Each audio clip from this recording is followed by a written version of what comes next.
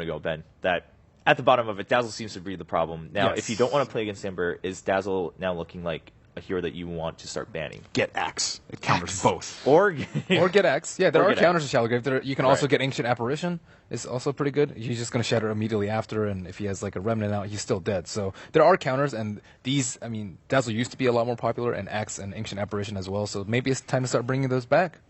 That's true. I mean, again, because during the wildcard plans, we were like, okay, we're seeing a lot more Ember, but it's the wildcard teams. They do have, their own pocket picks and whatnot. They play kind of in their own meta because they're coming up through qualifiers, and especially like the C region, we don't really see that as often.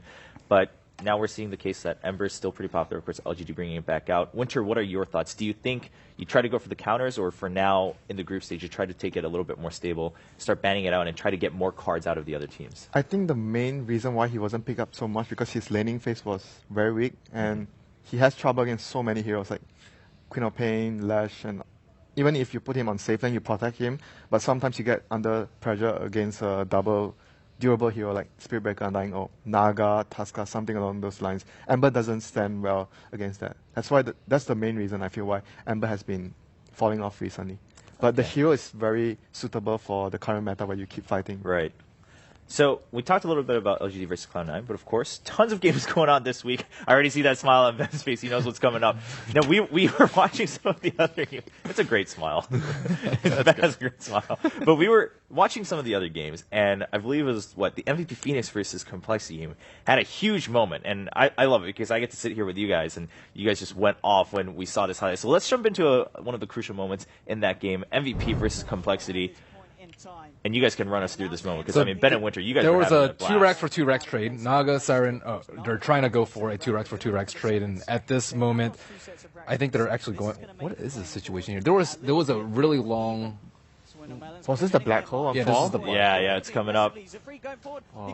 This was such a crucial moment for them because MVP, they didn't have the buyback on the Nature's Prophecy. They thought they were going uphill into a really good fight, but Envy types out the timers for Black Hole in all chat, and people make fun of him for it. But if they had done it there, they might not have... this was because they didn't know he had Refresher. He just bought it. Did he have Refresher that fight? So he used he used it in base, but didn't carry it. Yeah, I didn't. Because he didn't have it in his Yeah, inventory. he didn't have it in his inventory. Oh, wow. He had Refresher this fight. Wow. So That is next level. That is pretty next level. He had Using it and then dropping it empty and slots. showing He it just up. bought Refresher before the fight, I guess. Then he used Yeah, it. we checked right before, and and he dropped the Refresher. Yeah, because you guys were saying, it must have just come up, because it looked like it wasn't up before, but that's crazy. That's actually that's makes the it much main reason better. why everyone was like so clumped up that there's no Black Hole, guys. Let's go. Wow, that's pretty crazy. But that obviously helps to turn it around in Complexity. And ultimately, the game didn't even end there. Right, of course. Because Complexity still had a lane of Racks to take, and it almost ended up being Megas versus Megas in that game, too. Complexity got the bottom Racks, and then MVP almost got the enemy bottom Racks, but... Crazy MVP game. games. MVP games. Are the games to watch this TI by. And Will, it's very rare you see games that go so long with a core Naga and you're on the losing side, Yeah, It's that very is rare. That's true. I mean, you guys were telling me that game just overall. He was even like to saying, watch. it's just another Naga game. They have a lot of good heroes to deal with it, though. I actually think that their lineup was very suitable. They had DK, they had Nature's Prophet, as well as Enigma. 3 heroes that can end the game very, very early, especially in tandem. Yeah, so if you guys just want pure excitement, regardless of who you're rooting for, MVP Phoenix, definitely the team to follow, at least in the group stage. We'll see how that goes, how far that goes. Of course, for now, Game 2 getting ready between LGD and Cloud9. Here on the main stream, the other 2 matches are going on Stream B and Stream C. Just to remind you guys, Complexity versus MVP Phoenix on Stream B, and Fnatic versus Secret on Stream C, so you guys will be able to catch all the matches. Secret is up 1-0 in that match. Yeah. Thanks for reminding me. Yeah, and that game was pretty one-sided. I think Fnatic showed signs of life, but generally Secret managed to get a very farmed Viper and Gyrocopter very early on, and just their execution, and they got some of their really core heroes that they love to play. Yeah, they let's had Naga. let's jump into the last Darkseer. moments here just to see that draft as you're mentioning it, and then we can have everyone they can see, okay, yeah, that's like the Secret heroes we know. Maybe we want to go watch that. Give them a little primer. So let's jump into the last moments of Game 1 between Fnatic and Secret, and so you can continue telling us. I mean, Secret, so going with just what you would expect from Secret. They don't have buybacks where they really desperately need them. Because this is the So we see here both Gyro and Viper really high up on net worth. They've managed to get a lot of farm, and It's pretty rare that you see a core Naga having less net worth than a Crystal Maiden, but it's one of the beautiful things of this as a support hero is that you don't really Naga, the Blink Dagger, and the Solar Crest we see here from Kuroki is actually more than enough. It's all about getting a good song off, and yeah, they're trying to isolate here. The song Blink to take the free racks. Yeah, it's a very tricky distance. But yes, I think Winter and I watched it, and it was just the way that Secret plays. If you give them like a 7,000-8,000 gold advantage with Roshan, with a lineup that scales well all game, which is almost always what they draft, it's very difficult to drop. Yeah, their draft is very all-rounded. They have very good lanes. They have teamfight, Darkseer and Song, Gyro. They have good late game, and laning phase strength is very strong as well. They have Viper plus Gyro, two of the strongest cores in the lane. And CM. Yeah, and CM. So everyone is very efficient in farming because of the aura, very good team fight. It's just very good lineup in general at all stages of the game. Yeah, I think that's the fun part about watching Secret is that they always have the stable drafts and whatnot. So then we know that there are teams that can fight against Secret, but that's when we get to see the extra tricks they have up their sleeves. It's like, all right, now we've taken these picks, we've banned this. What do you got, Secret? And they're like, oh, we've actually got like 5 more prepared. Just so you guys know, we'll just pick any hero we want. We'll just go ahead and steamroll through the game. So again, 2 weeks. Hopefully, we can look forward to more. So already from yesterday to today. I don't think anyone can complain that we're not seeing a diversity in heroes, of course, given also the teams we have, all the different regions coming together.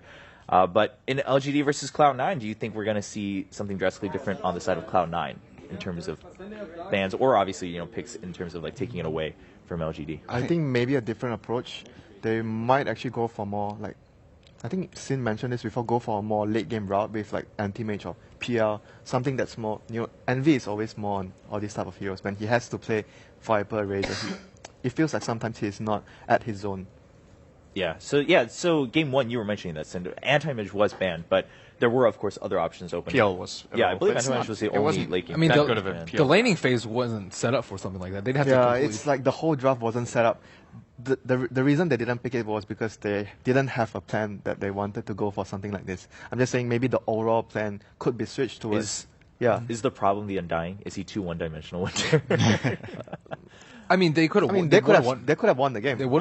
But in terms of the draft here, do you lock yourself in too much? Obviously, again, we're talking because they lost, right? If they had won, we wouldn't have this discussion. It'd be like, all right, they knew what they were doing. They got the Undying. They pushed with it. They won the game early. I think when you're playing against a team of this caliber like LGD, I personally I wouldn't call Undying a first phase pick. I think it gives a lot of information when you pick that immediately. The enemy, obviously, you saw LGD immediately started planning for how are we going to defend against this 5-man, and they picked a lineup that was really tailored to do it.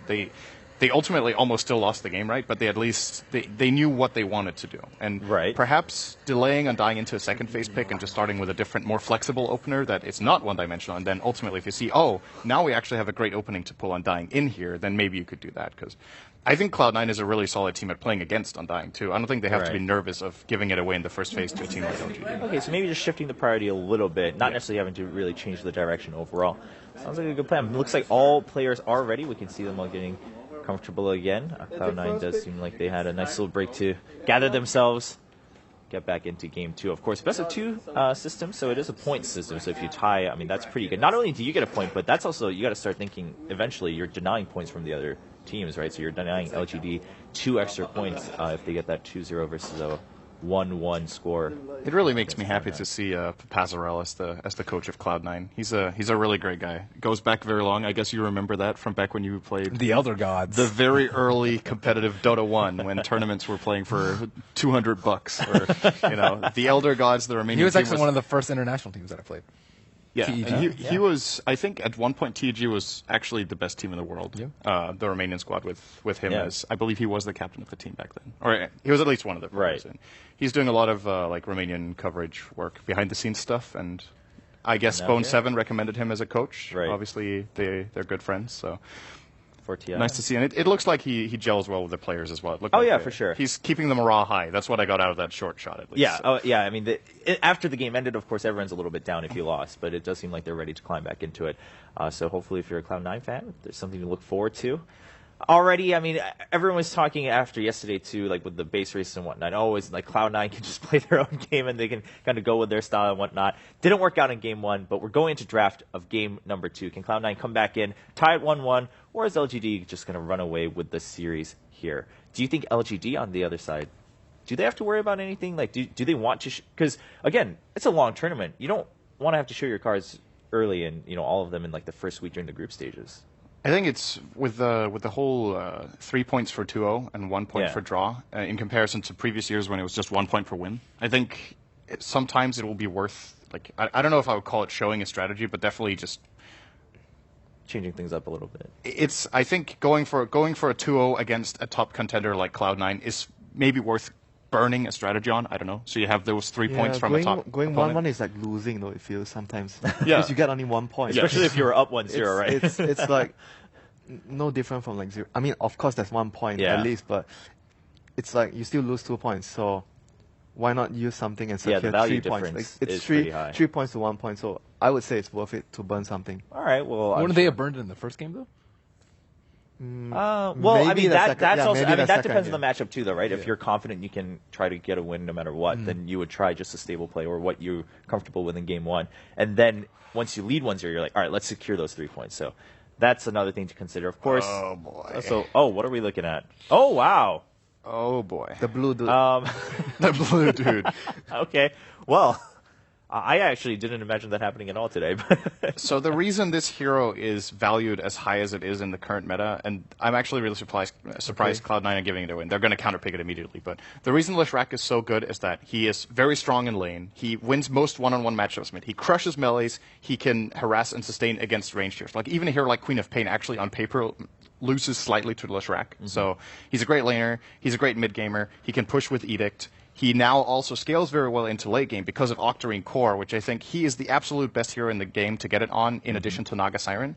So there's just been a couple of changes that have really buffed Leshrac so much that you're going to see, if that hero gets through the ban phase, it's a first phase pick. I think every single game of the tournament. You're not going to see it. Yeah, that's been the case for some time now. So. Mana burn is